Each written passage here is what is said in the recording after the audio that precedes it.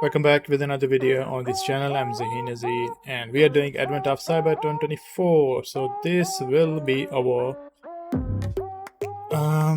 task 27, reverse engineering day 21. Help me, I'm reverse engineering. So there is already a walkthrough for this one by Marcus. You go check it out.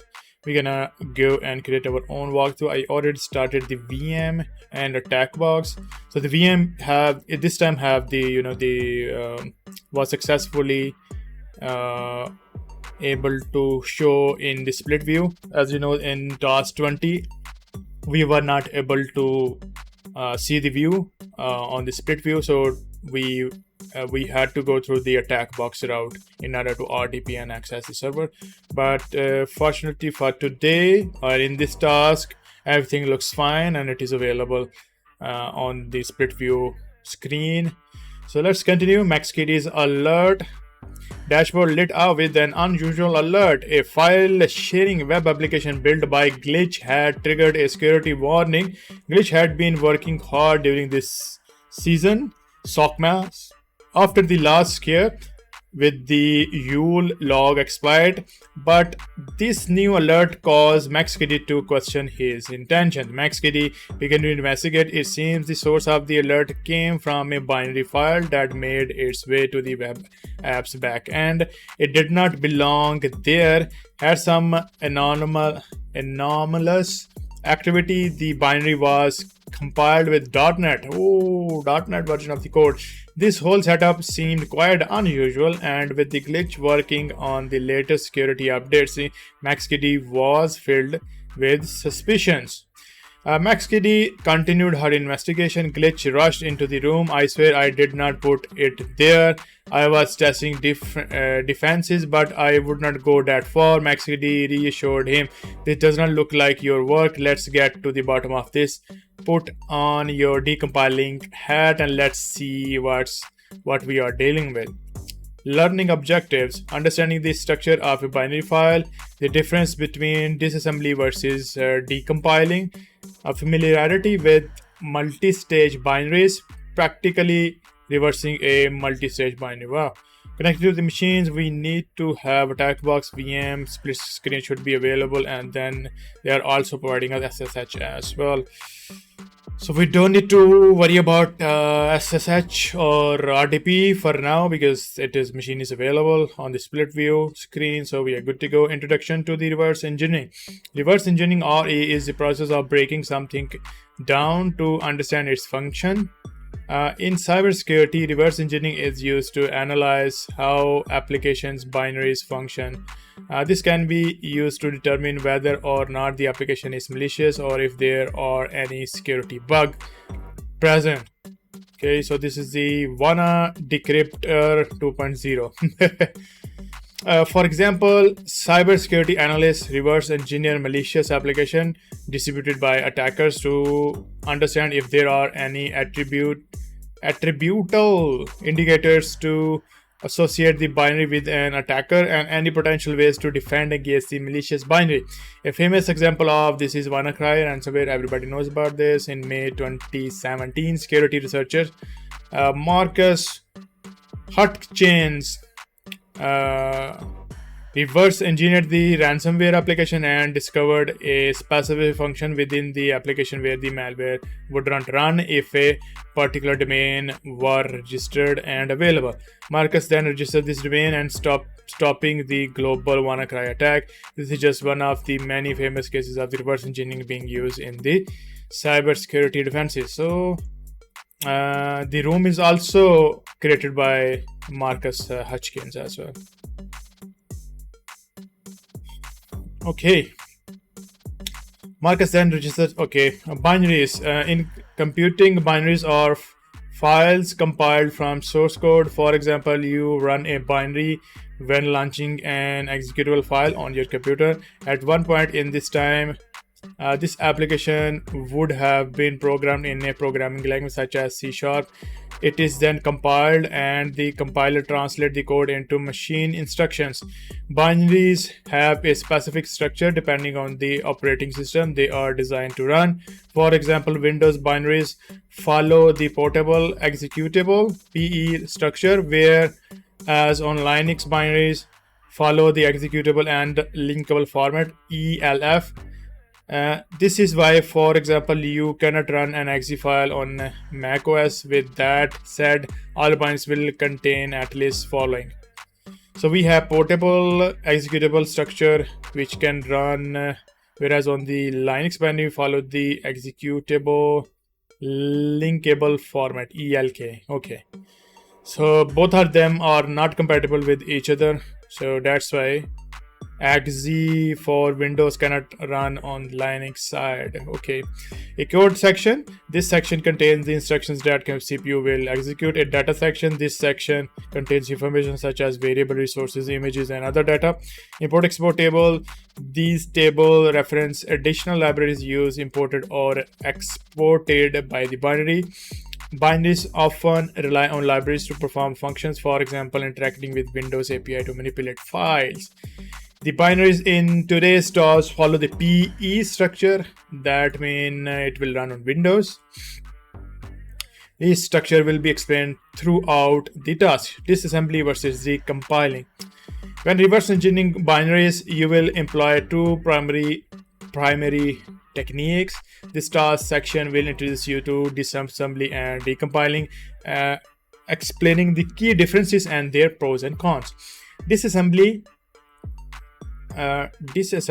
a binary shows the low-level machine instruction that the binary will perform. You may know this as assembly language. If you have taken a course in assembly language in your CS class, so you would know all about this. If not, it's okay. We're gonna move forward. Because the output is translated machine instruction, and you can see details view of how the binary will interact with the system at what stage. Tools such as IDA, Ghidra is a very popular tool. Even the Ghidra and Ninja. These were the two tools that we use in our offensive class at NYU. The Ghidra is very useful tool. And some tools are available online. Basically, not all the tools will give you the right disassembly of the exe file, so you may need to use multiple, tools in order to get the exact code that you are looking for. All right, GDB can do this. So this is GDB, right? Yeah, okay.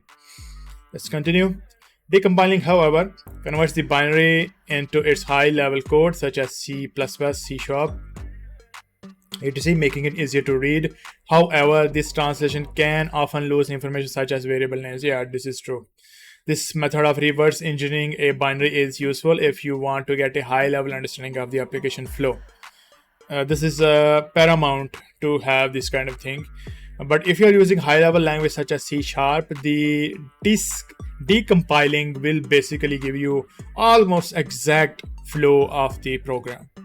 Obviously, the variable names will be different, but still you will have a very good level of programming, as it will be very close to the original programming of the exe file. There are specific circumstances where you would choose one method over the other. For example, decompiling is sometimes a best guess based on the tools you have used and done, and does not provide the actual full source code. That is true. A table outlining the key differences between the two being provided below. We have comparison, disassembly, and decompiling.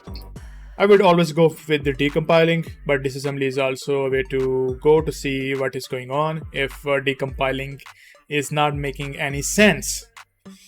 Because disassembly, you can even change few of the things while you are running the program. Readability require knowing assembly and low-level knowledge of the computing concept. That is true. Require familiarity with the programming and logic, of course. Level of output. The translated output is the exact instruction that the machine will perform. The translated output is often a best guess. The output may not be accurate, and useful information such as variable, function, name, etc. will likely be lost. That is true. Difficulty. The difficulty can be considerably higher, way higher, as the machine instructions are translated into assembly. The machine instructions are translated into high-level language, which makes them easier to understand. And if you are familiar with the language the binary is written in. Usefulness. The entire behavior of the binary can be studied given enough time. It will take a lot of time, to be honest. Even the low level or intermediate level problems were taking considerable a lot of time in order to understand the flow. And even there are hints. If you find some hints online, still it will take a considerable time to understand the behavior of the program itself. Okay. Decompiling is a quick way to understand some of the logic of the binary. If you know about the language already, you are doing actively programming in that language, that when you already understand how the usual program will work, and that's why it is a very quick way to understand the business logic or the binaries or what it is doing. On the other hand, the disassembly side, it is much harder unless you are very experienced and this is your daily job. Then obviously you will build your muscle memory and needed experience in order to understand the code in less time. Okay. Multi-stage binaries. Recent trend in cybersecurity have seen the rise of attackers using what's known as multi-stage binaries in their campaigns, especially malware. These attacks involve using multiple binaries responsible for different actions rather than one performing the entire attack. Usually, an attack involving various binaries will look like the following. So, what happens here? You just send a very lightweight binary, which will evade all the defenses, and it will just go and stay at the victim side. And then from the victim side, this basically dropper or a small payload will ask for additional files to download the file and then execute the payload. So this is how it usually go, and this is a very effective technique, which we call multi-stage binaries. So we have stage 1 and 2. Stage 1 dropper. The binary is usually a lightweight basic binary responsible for actions such as enumerating the operating system to see if the payload will work. Once certain conditions are verified, the binary will download the second and much more malicious binary from the attacker's infrastructure. Stage 2 payload. This binary is the meat and bones of the attack. For example, in the event of ransomware, this payload will encrypt and exfiltrate the data. Awesome. Sophisticated attackers may further split actions of the attack chain. Lateral movement into additional binaries using multiple stages help evade detection and make the analysis process more difficult, of course. For example, a small, more harmless initial binary is likelier to avoid detection via email filtering than a full-fledged binary that performs malicious actions such as encryption. Additionally, splitting these functions into multiple stages give the attacker much more control, only downloading the specific stages once conditions such as time have been met. Okay, the diagram below shows what an attack involving multiple staged binaries may look like. It is staging or stage? Yeah, stage. Alright, so we have first stage and second stage. On the first stage, we are sending the dropper or drop via phishing email or compromised site. This is the entry point. We are sending dog file, PDF or whatnot, initial dropper file. It will execute and then it will download some of the files in the stage 2 from the server online, and then server downloads and execute the files to basically have a full-fledged malware attack. Jiggle .NET all the way. For today's task, you will be reverse engineering two .NET binaries using decompiler ILSpy.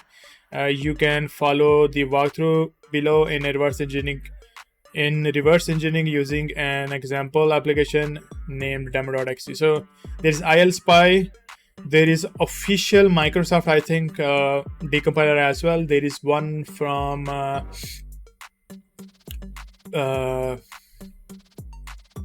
there is one compiler from Redgate, I think. This is also really good.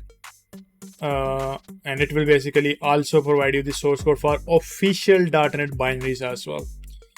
So nowadays, if you go with the Visual Studio 2022, I think they have decompiling built in, so you can use and see the source code of your .NET Core side of the things as well, since they are saying that it is open source. Microsoft is saying that it is open source.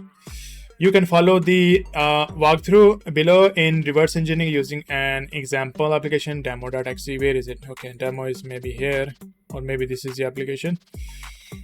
Then you will reverse an application on your own at the end of this task. Okay, before analyzing our target, we need to learn and find a way to identify the original binary file, modifying it or using it as an evidence. Also, it is good practice to have a big picture of the file we are dealing with so that we can choose the proper tools we will need. Let's start by navigating the file location, which is in the demo folder. We have demo file here. Let's right click the file and check the properties. Here we go. We can observe that the file extension is exe. Yeah, we know that. Indicate that that is a Windows executable. Yes, looks like. Since it is a Windows file, we will use PE Studio, a software designed to investigate potentially malicious files and extract information from them without execution.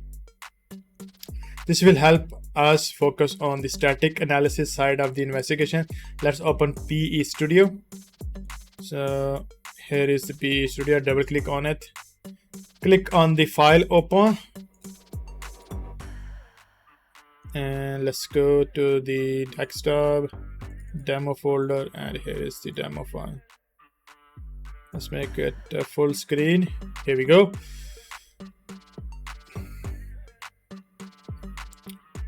As shown below, the PE Studio will display information about the file. So let's start enumerating some of the most important aspects we can get from it.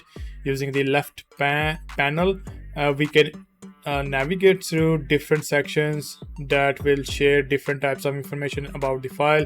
In the general information output displayed when opening the file, we can see the hash of the file in SHA-256. Yeah, here we go, SHA-256. The architecture in this case is x64. Yes, CPU is 64-bit. And the signature of the language used to compile this executable is the .NET Framework. So .NET Framework is different than the .NET Core side of the things. So .NET Framework have a hard dependency on Windows operating system. So you cannot run .NET Framework outside of the Windows operating system.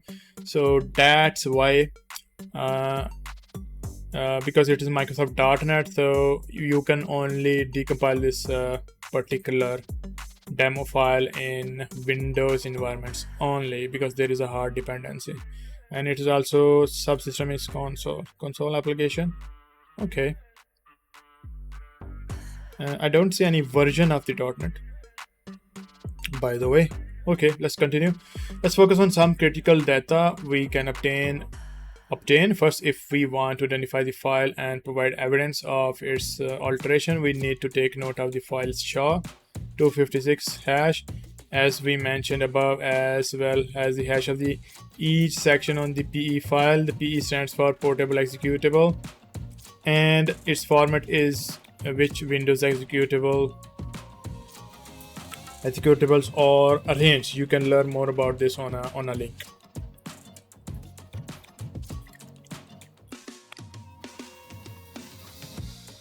So it should be going to the Microsoft Learn page. Okay, so let's go with the footprint. So here is all the information that we need is available here. SHA-255, SHA-1, MD5, MD5 and SHA-1 are compromised. They are no longer in use.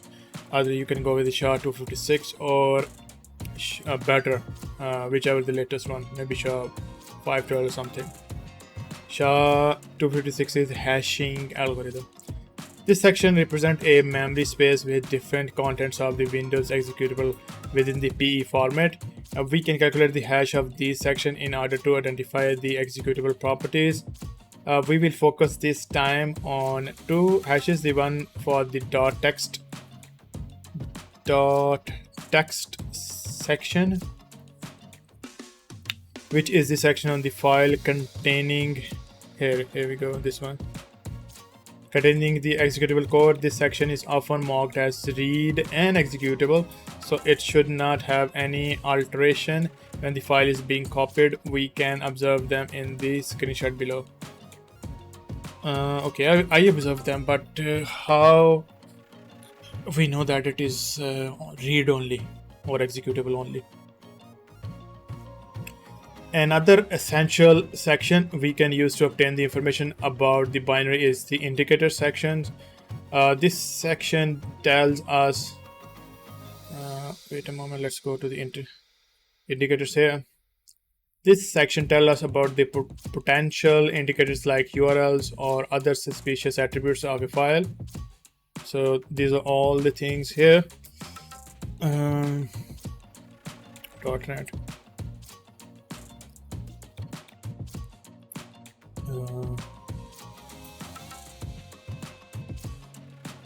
Yeah, it is going to some TryHackMe URL here. Okay, that's good.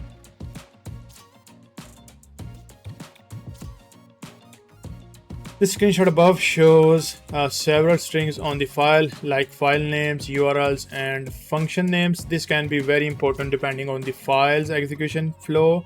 Additionally, looking for artifacts such as IP addresses, URLs, and crypto vaults can be a quick win for gathering some identifying intelligence. We will learn about that in the next section. Okay, now that we have information about the file we are investigating, let's try to understand what the executable is doing. We need to understand its flow.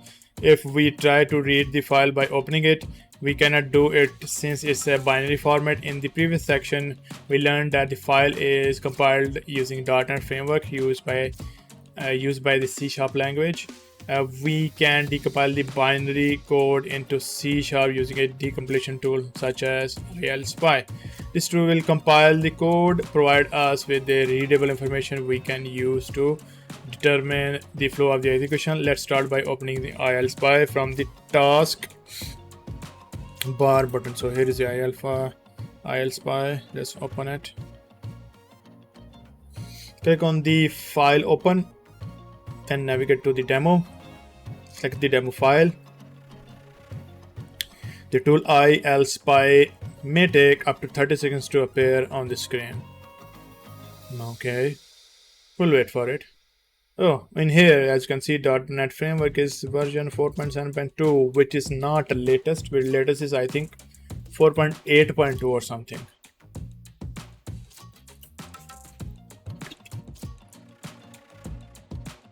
All right. Oh, it's support .NET Core up to 8.0. Awesome. I think there is a 9 version as well. Let's go to the desktop, demo, open the file. Here we go. It is version 4.7.2. Let's make it a little bigger. Here we go. As we can observe from the above, the left pane contains the libraries used by the framework, and the actual decompiled code is in the section with the file name demo. Okay. So demo binary program, and here is the program. Program does not have anything. What about main?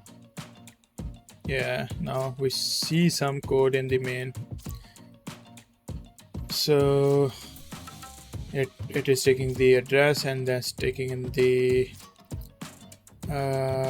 text. then downloading the file from the address, and then starting a process using shell executable, and it is saying that image is opened successfully. Well, as screenshot above, ILSpy can provide much information like metadata and references. However, the actual show is displayed on the bracket symbol, in this case demo binary program and main, which is actually the main function of the executable. Now that we have access to the code running on the binary, let's analyze it. Sure. The code above displays the main function and its code. We can observe the first, it prints to the screen the message hello thm demo binary using, yeah, here we go, this one. So if you don't know about C# coding, or if you don't know about coding at all, it's okay. If you go to advanced level of malware analysis and developing your own malware, you need to have a coding background. Otherwise, you can learn the coding on the go. In most of the pen testing tasks, the basic pen testing that you do with the burpware, you don't need to have that much knowledge of coding unless you are testing the web applications. Okay, so if you have a programming background, that means it will be very, very helpful for you to excel in your cybersecurity career. Okay, so since I am doing it for last more than a decade, I have a programming background, especially in .NET and .NET Core side of the things, Microsoft full stack, Java and whatnot. So it is very easy for me to go through all of this code. Okay, hopefully this will be easier for you as well. It then uses a sleep method to wait for 5 seconds. So this is 5,000 milliseconds. So it will wait for 5 seconds, of course. The value will always be in milliseconds. Then it assigns a value to two strings variable, address and text. The first one with the URL addressing a PNG file, and the second one with the file name on the user desktop named thm demo.png. That is true. Then it will try to connect to the URL on the address variable and save the content to a file on the desktop using the web client class. It is a very popular class, by the way, web client, to download or call the APIs directly from the program. It will then execute the downloaded file path assigned to the text variable using the process class and start the method as displayed below. Yeah, this one. Finally, it prints the message bye bye, leaving thm demo binary again to the console and wait for 5 seconds using sleep method before closing. Yeah. Okay. Great. Now we understand that binary is doing. It will download a PNG to the user's desktop from the URL here. Let's execute the file and see if it is true. Once the binary starts, wait for the text hello thm demo to appear and then press enter to download the file. Sure. So let's do that. Double click on it and then we press enter. It is downloading the file, which it is here, and it is automatically opened as well.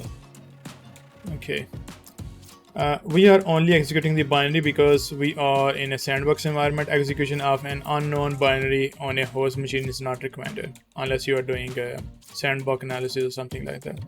After executing the file, we can observe that it was downloaded with desktop and the messages print to the screen as expected. Also, the downloaded file is executed and opened using the default app for PNG Paint. Excellent. We successfully reverse engineered the flow of the code. Now that we have some practice, join MaxKDA and help investigate the alerts coming from file wherevalley-app.exe. Put on your reverse engineering hat and help decipher the mystery behind this suspicious binary. To answer the question, you will need to reverse engineer the wherevalley.exe app, which is located on the desktop. So let's close this one and this one as well. Let's open the file which is on desktop, Wear Valley app. Let's open it. Okay, so here is our file. It is on .NET Core App v 6.0, and here we go. It is fancy app, and here is the program, and we have run new form 1. So here we go. This is the form 1. We have form load is Windows. So this is basically a desktop application, as you can see. Fancy app.form. All right. What is the function name that downloads and execute the files in the Wear Valley app? Download and execute file. Here we go. This is the function.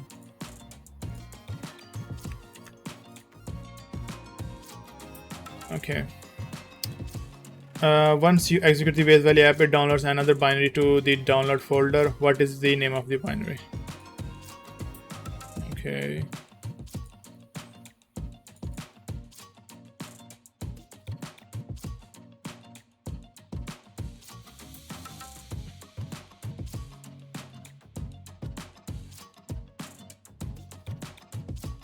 Okay, so it downloads some kind of binary. Let's see. So address is this one. Environment download explorer.exe, and it will go to the download folder. Explorer.exe. What domain name is in the one from where the file is downloading after running the Wear Valley app? Sure. So it is hard coded, so we already have a domain here, which is mir c2 command and control server domain. So here we go.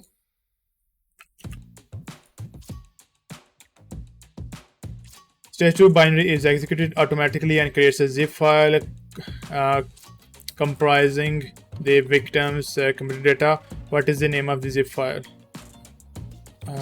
Okay, so first of all, explorer.exe. So let's open this one as well.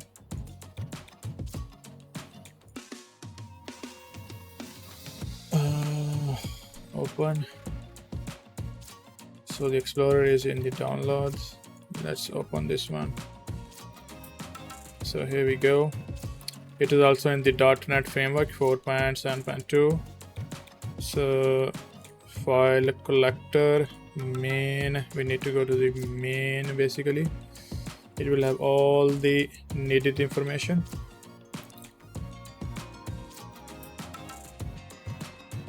So it is going to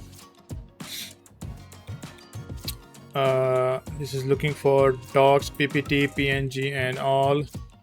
Folder path is my pictures and collected files. We have all these things here. What we are looking for, basically comprising a zip file. Okay, let's see. So the zip file it will create is what is text. Create from directory, and create from directory log. The file is created. File.exist3, file.copy 2 to 3. So text2 is basically collected files.zip. This is the file name.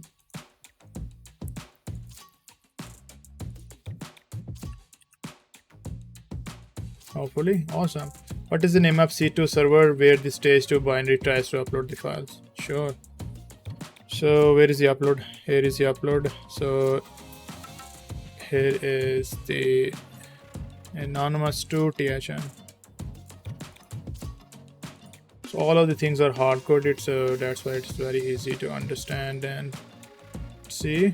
All right, the answer is correct. So if you enjoyed this task, feel free to check out the X86 assembly crash course. They have crash course as well. If yes, I'll be definitely checking this out. Awesome. I will be checking this course as well. Maybe in the next video I will cover this one as well. So thank you guys for joining me. We covered this one in 35 minutes, under 35 minutes. If you like this video, please give it a thumbs up. And if you haven't subscribed, please help us build our humble community on this channel. And if you have any comments and if you want to give us any feedback on the videos, or if there is anything that you want us to change, let us know in the comment section down below, and we will see you in the next video. Bye bye.